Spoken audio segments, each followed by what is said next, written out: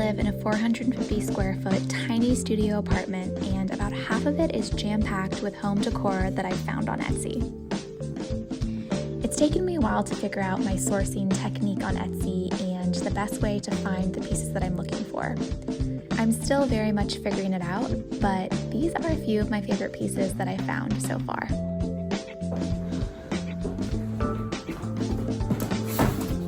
Okay, my newest Etsy find came in the mail today. It's a great way to start my Monday morning.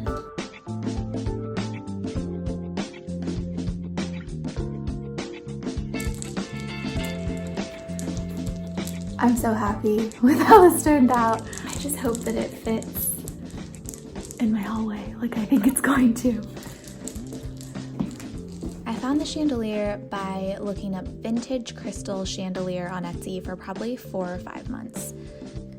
It took me a while because, as you can see, most of the really amazing ones are also really expensive. When this happens, I will scroll down to the bottom to the You May Also Like section, and I think Etsy does a really good job of gathering like-minded pieces, and I usually am able to find something a little more in my budget in this section. When I did find my chandelier, I ended up paying $150 for it, which I thought was a pretty good deal. And the keywords that this seller used were vintage, Hollywood, Regency, brass, and crystal. Of course, another very important thing is to make sure the vintage wiring is compatible with the modern wiring in your space, and I brought my dad over to help me with this. I'm just getting some B-roll, don't mind me.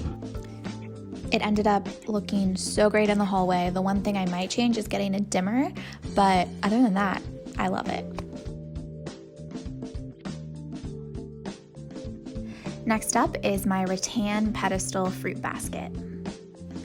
This one was a little quicker. It took me probably a month or two, but I found exactly what I was looking for fairly quickly. I have found that wicker and rattan kind of yield the same result on Etsy, so if you're not finding what you want using the word wicker, try using rattan instead. I paid $34 for this basket, and I think considering it's vintage, I probably could have found a better deal, but at a larger retail store, something like this would probably cost upwards of $50 or $60, so considering that, I'm happy with this purchase. Okay, next, fabric. Buying fabric has always been a challenge for me because the really pretty stuff is hundreds of dollars a yard, and the affordable stuff from a fabric store isn't going to be the most unique. But I've had such great luck finding cool patterns on Etsy.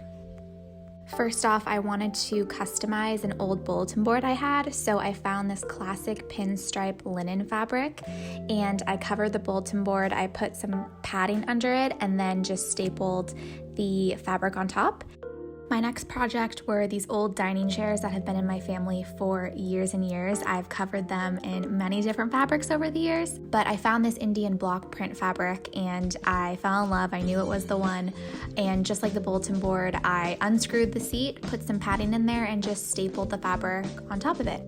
I searched Indian block print fabric, and basically all the results I love. I think this look is so great. It's kind of Nikki Kehoe-esque, which I love, but you're getting it for a fraction of the cost. So if you were to go through a designer or buy this fabric at a showroom, you'd be paying between, $80 to $175 a yard, sometimes even more depending on the vendor. But as you can see, both of these orders were under $30. All right, next let's talk about vintage lamp bases. Lamp bases were the first thing that I started sourcing on Etsy. I kept seeing the same Italian-style antique marble lamp bases in all my favorite bloggers' homes, and I couldn't find them anywhere online, except for sites like eBay and Etsy. I still haven't found the perfect one of my own yet, but I'm always on the hunt. Something to also always keep in mind when you're looking for lamps are the plugs. I have found the most beautiful bases, and then when I read the fine print, it's only compatible with a European socket. In these cases, you can of course get the lamp rewired for the US or wherever you are, but that's just another expense to keep in mind. I've also noticed that the shipping costs on those sort of lamps are probably just as much as the lamp or double. This mini lamp that I have at my bedside table, I paid $52 for. So when I bought my first vintage lamp, I was really confused about the harp situation. And if you don't know, the harp is the kind of U shape wire that holds the shade up. And a lot of older lamps have weird harps or no harps at all, or the situations are all kind of different. And I was really confused about how to attach a modern shade to a vintage lamp. And then I saw someone post about these little clip-on, I think they're just like clip-on harps. And these are the only way I get my modern shades to sit on top of my vintage lamp bases. They're really easy to work. You just pop this straight onto the light bulb, attach this to the hole at the top of the lampshade, which pretty much all shades should have, and then pop the finial on top and screw it in.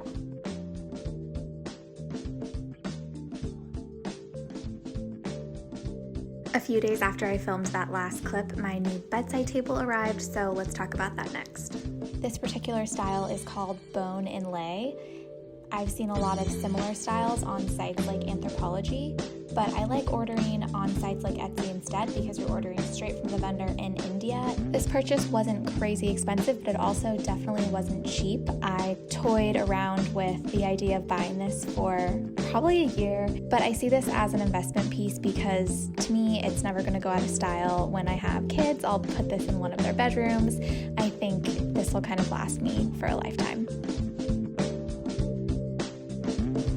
Next, let's talk about bedding. You can never go wrong with just crisp, white, simple bedding and duvet covers and pillowcases. That really looks good in most spaces.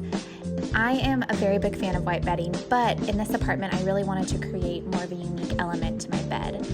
I really love this found quilt look, and I got the inspiration from one of my favorite design books called Golden Light by Nikki Kehoe. I think this is a really simple way to make something feel really unique. I started my search by typing in Indian block print quilt. I ended up paying about $65 for this quilt with a 15% off discount code. I have noticed that if you like a lot of items within a shop, the shop owner will offer you your own discount. I don't like things in someone's shop just to get a discount, but that can sometimes be a perk. It's also worth noting that this particular quilt is a little thicker than a top sheet. It's very, very thin, but it's also a king size, so I'm able to fold it in half and kind of lay it across my full-size bed. But I think just visually, this is kind of exactly what I had in mind, so I'm really happy with it for the time being. If you follow me over on Instagram, you probably already know a lot about this next thing I'm going to talk about, which is the wallpaper in my closet. I made a highlight called Closet Updates where I chronicled the process of transforming my boring white walk-in closet to more of a feminine style dressing room. Everything from the mood board I started to installing the peel and stick wallpaper.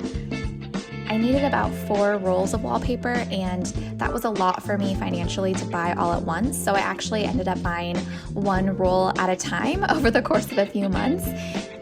Depending on your situation, I think that's a great way to do it because realistically, we're not all made of money. Sometimes you have to do things over time, and that's totally fine. I found this pattern from a shop called Wallpapery based out of Texas. My pattern had a lot of different height options and adhesive options. In total, I ended up paying a little under $300 with shipping.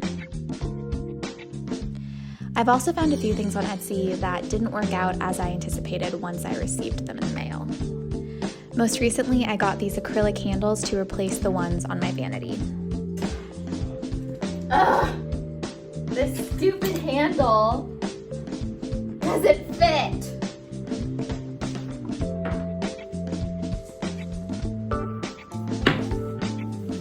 And I bought this flush mount for my closet without measuring. Didn't fit in my closet, and it's not refundable, so. Yeah, so hopefully you're a little more diligent than me, but a friendly reminder to measure twice and cut once. I hope this video gave you some new ideas or inspiration for the next time you're sourcing your homeware on Etsy. Like I said, I'm still figuring out my own techniques and wording to find what I'm looking for on Etsy, and if you think I missed any big ones, please leave them in the comments. I would love to know. I also left out a lot of things that I've found, like pillows, glassware, mirrors, so if that kind of stuff is of interest to you, let me know and I'll make another video.